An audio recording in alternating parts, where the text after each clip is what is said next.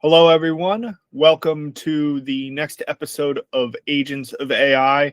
I am your host, Peter Stubbe. Agents of AI is a podcast affiliated with Capto.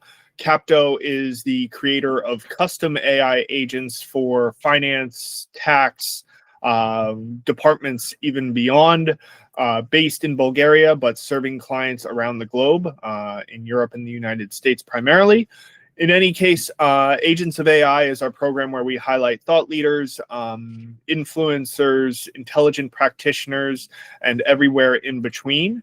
The program has a unique twist to it. If you're joining us for the first time, you will notice that our guest is anonymized and hidden behind a fun avatar.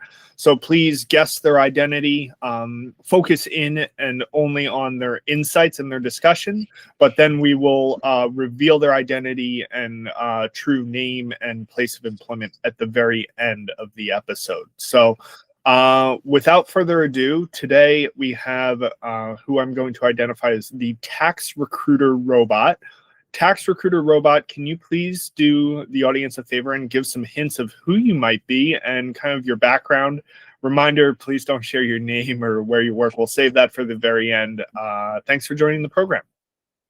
Yeah, absolutely. Thanks for having me on, Peter. So I am managing director of a boutique recruitment firm that specializes in accountancy, tax and treasury, and legal recruitment.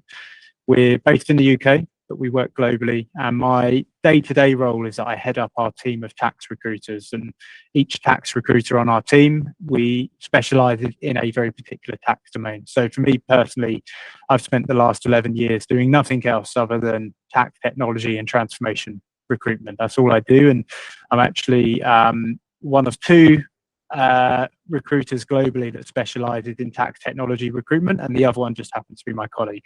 So it's a small pool of recruiters. We work with the consultancy, so your boutiques through to big fours. We work with in-house tax teams, and we work with the tax software houses as well. So we kind of see it all. That's me. Well, definitely excited to have you on the program, Tax Recruiter Robot, because I think this is going to be a really, really helpful and insightful departure from our normal conversations that we have 90% of the time with tax practitioners or finance practitioners.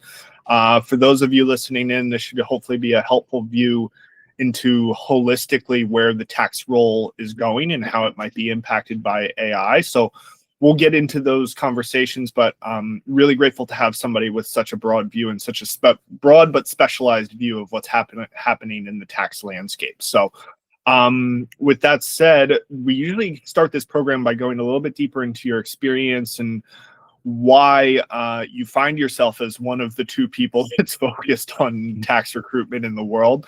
What brings you to that? What keeps you motivated to be a tax recruiter? What are the, the way that I normally ask this question is you could be anything. You could wake up and be a teacher. You could be something else. But why tax recruitment? What brings you to this career? Yeah, I mean, I definitely never set out as a kid to be a recruiter or let alone tax recruiter. So it's not a career path I really thought about too much. But I think what led me to recruitment eventually was having something where I always wanted to be at something where you're at kind of the center of working with lots of different people. I've always kind of been interested in the career of jobs in sales. I'm also quite like marketing as well. And I like that brokerage aspect of a role, and recruitment kind of it facilitated that type of move. And but I quite like the dynamics of working with people rather than working with a product or an asset, or so on. And then in terms of getting into tax recruitment, I actually started off in finance recruitment initially within my current company, and it was a serendipitous VAT role locally that just got kind of fobbed off to me as the new guy that I worked on, and I thought it was going to be really difficult. And actually, it was one of the most straightforward roles because no other recruiters were focusing on this area. They were all focusing on general finance, and that was where most of the competition was. So long story short, I ended up working on more roles just like that. And that led me down the path of kind of thinking, if I specialize in recruitment, in a particular area, I've got a better chance to build a bigger name for myself, to work with a tighter pool of candidates, and actually know as much as possible about that space. To know as much as possible about the finance space is very difficult, whereas to know as much as possible as just indirect tax, just tax technology, is more doable. And fast forward 11 years later, we've got a fully fledged global tax recruitment team here, where our mantra, the way that we're a bit different, is that we believe in mirroring the tax world and having a recruiter specializing in a tax domain, and then geographically not being restricted, where compared to, I think most tax recruiters tend to be very tax generalist in their coverage, but then very location specific. So covering all areas of taxes, just London or just New York or just LA or just, Amsterdam. So we cover everywhere, but we dive deep into our specialism. And for me, that's been indirect tax and tax technology recruitment. That's great to hear, and it definitely even aligns with what we hear from other guests in terms of like specialization being the key, whether you're an end user and a practitioner or a technology provider and a service provider. More and more as we get into world where AI is accelerating the availability of software to different companies, as well as just delivery and sales. Being able to have that special and domain expertise is what's going to set you apart. So congrats on all the success that you've had, and I'm sure it's going to continue to accelerate as you have that first mover advantage at the very least. So why don't we talk then a little bit from the perspective of being in both the tax recruitment space uniquely, but also as a recruiter in general. What do you feel like are some of the things that are underappreciated about people in your role? I think that this is, again, like I'll keep using the word unique, that we have this ability to talk to you today. I would love to hear your perspective, both from, job seekers, but also hirers or your clients. What do you think is underappreciated about working with a recruiter this day and age? I think there's a couple of answers to that question. I think the first part of it is kind of taking a step back from recruitment to just more of a brokerage role. I mean, we all have that instinct, that kind of inclination to think, it would be cheaper if I could just do it myself. Or, you're getting a house. Or is there a way to cut out the estate agent, the real estate agent, or so on? And we often come back to the fact that you might get lucky and you might be able to do it for yourself, but equally, what's the cost of it going wrong? And I think that aspect is sometimes underappreciated with recruiters. But then the other aspect too, I think, where recruiters are perhaps a bit underappreciated or, have a bit of a negative reputation, is much of their own doing, particularly in the UK more than any other country in the world. There are hundreds of thousands of recruiters here. It's a very competitive market. The entry point into the profession is quite low. And so you get a lot of recruiters that they don't play the long game. They're in it for the quick win, and it creates some quite shoddy practices. And so one of the things I kind of quite like that, because for me and for my team, I feel that if you just turn up and you do your job well, because the expectation is so low, you get some very happy clients and candidates once they see how you work. But I've always found there's an opportunity in that for us. If we can really be specialists in our field, and just be, my number one advice to any recruiter coming into our team is strive to be omniscient. Know as much as you possibly can about your market. Speak to everyone. If you can do that, the end value that you can create for your clients, for your candidates that are in your profession is huge. And that's why I always say that for us as recruiters, we're the outsiders with inside knowledge. We're not an insider. If you ask me how to file a VAT return, I would have no idea. I can find people that can do it, but my job is I speak to hundreds, thousands of people in the industry every single year. So we hear absolutely everything. We hear who are the great places to work for, where are the terrible places to work for, what is about to happen in that company. We hear absolutely everything. So much information that most of the insiders, the profession, will never hear themselves. unless they'll speak to a recruiter. And so for me, I would say the key value of a recruiter is not just that transactional element of finding somebody a job or filling a vacancy, is actually being that oracle of knowledge. If you're somebody that can be omniscient about your industry, then you have information that everyone in your market, your chosen market, can't access, readily. So and that's what we try to do. Yeah. Well, that's really cool. And I think one of the things that I'll call out, with trying not to give too many hints of what your identity might be, you are, definitely a highly visible thought leader in this space. And you and I connected on LinkedIn. And I'll share this as inspiration for other people. And what would, otherwise be viewed as almost like a random type of circumstance, but I valued your willingness to have a conversation, your willingness to network, and it shows through what you just presented here in terms of, putting yourself at the center of all these conversations, being open to those conversations, being open to be the person that's connecting the dots and being a networker.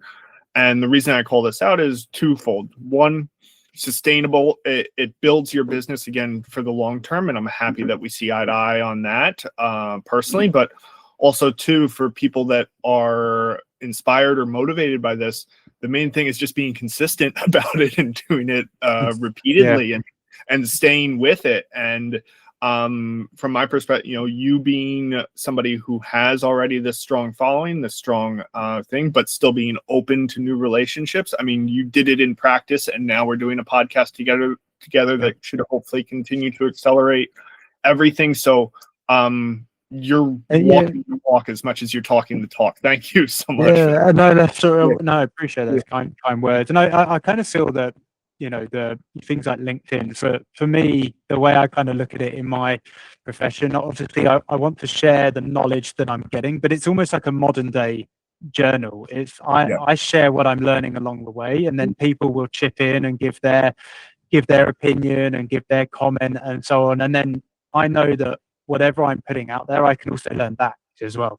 And I feel like a good recruiter should want to constantly be curious about their market. I'm super curious about our market. When you and I got in touch, I was curious about Capto. I wanted to speak with you, not just to speak with you with an agenda of recruiting for you. I just want to know what you guys are up to. What are you doing? What's the plan?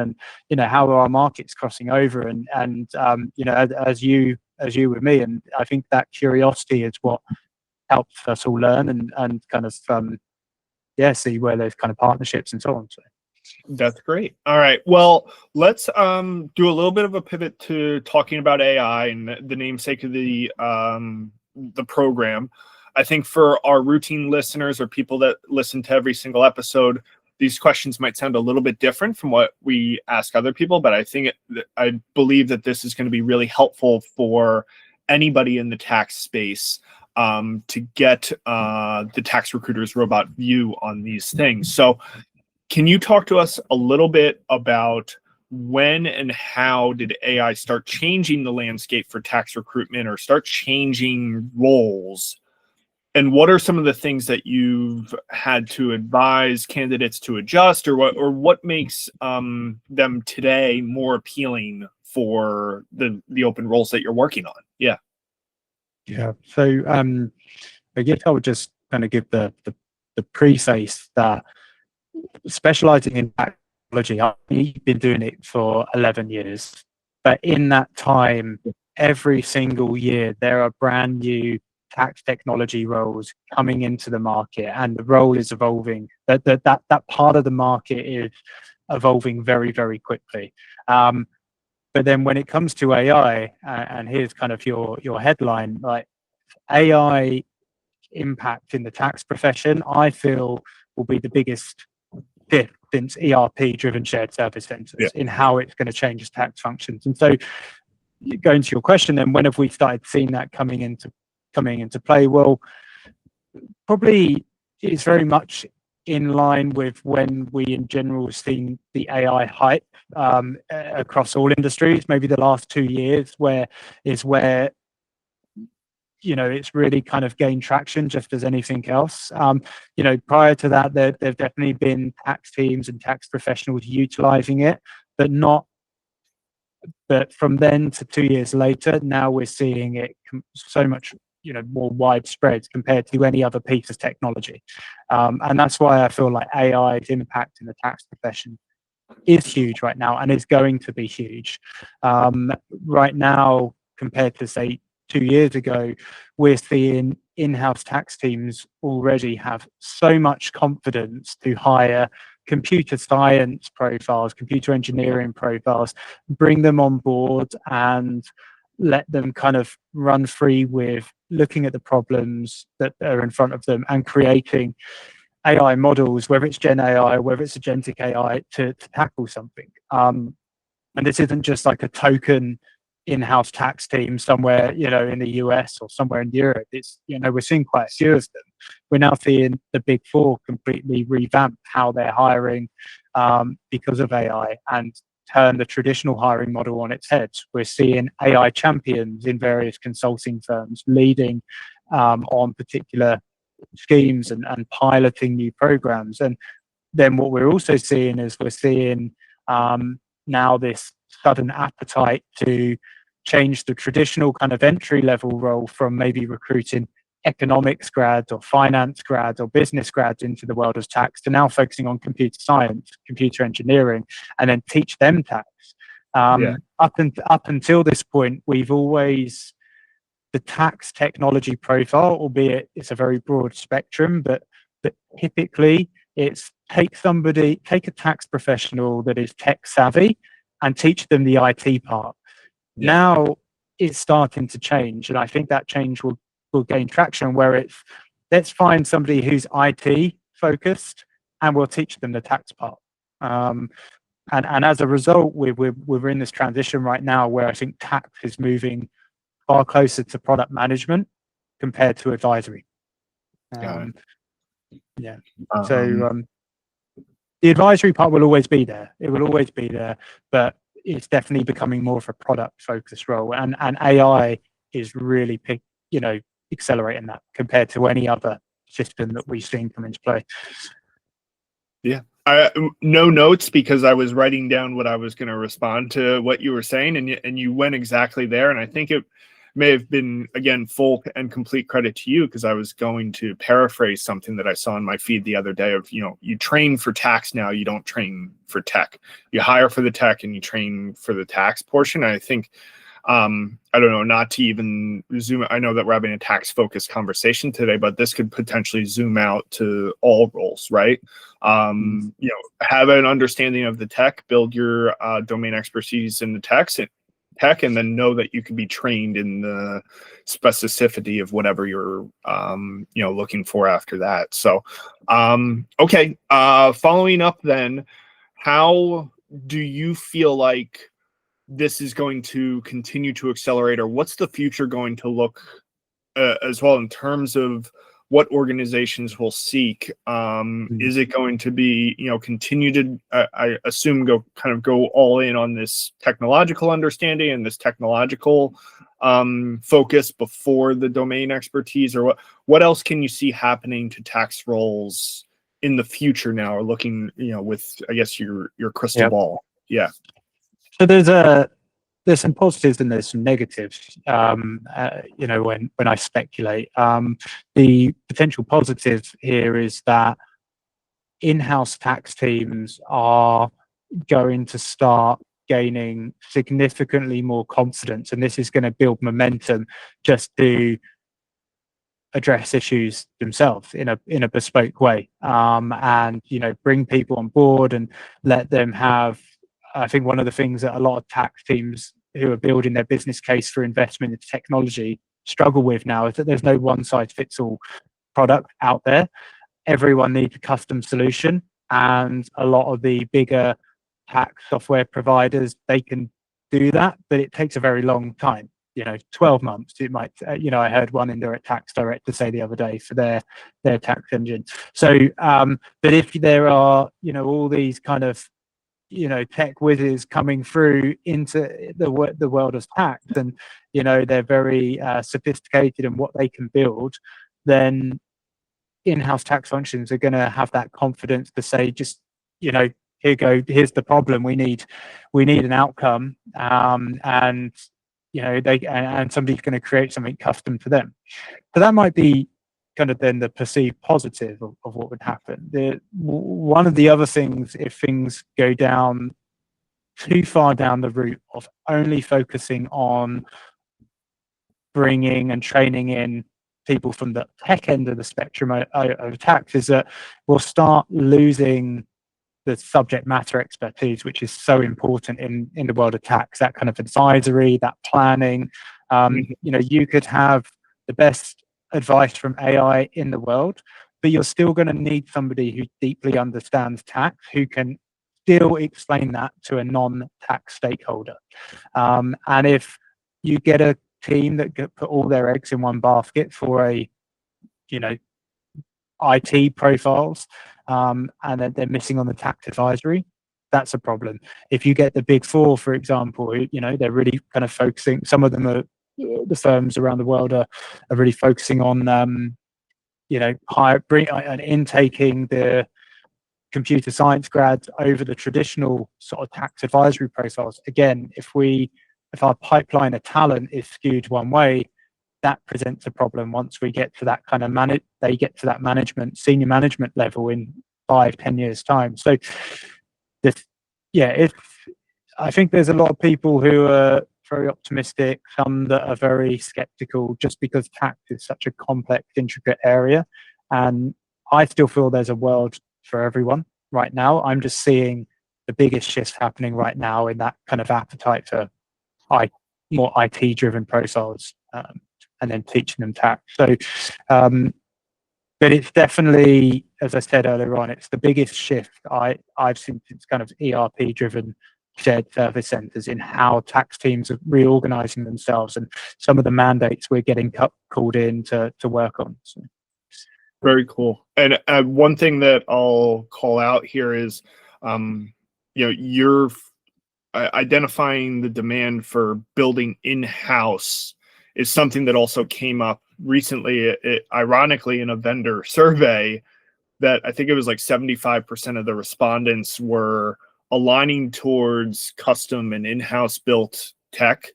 And it was less than 50% that were even focusing on specialized, and even, further beneath that, like just vendor tools or tooling. The response was interesting, especially from a vendor sponsored survey. So it was no wonder, I think, that they buried it on page 3 or 4 of the report. But I hate for this to be a quick advertisement for Capto services, but this is what we see in the market as well, and where we enter in supporting organizations to, pursue that custom built, that owned experience of having technology that's aligned to your company's specific processes. I definitely see that being more and more a trend, that people lean into the build versus buy debate. We talk about that a lot. So thank you for sharing that. Now, as we get towards finally revealing your identity, we have one more question that we like to ask our guests, and more so just in general, advice or resources that you would suggest to people within our network or within our broader sphere. This could be things to follow, or just general words of motivation. What are your kind of final thoughts for some people? Yeah. I think that a lot of tax professionals can take the observations that I make on LinkedIn and so on in different ways. Some are excited, some are worried, some will completely reject them. And I think it's quite understandable for all of us to be worried about our own kind of professions and the future of that. I still feel that tax is just is only getting more complex.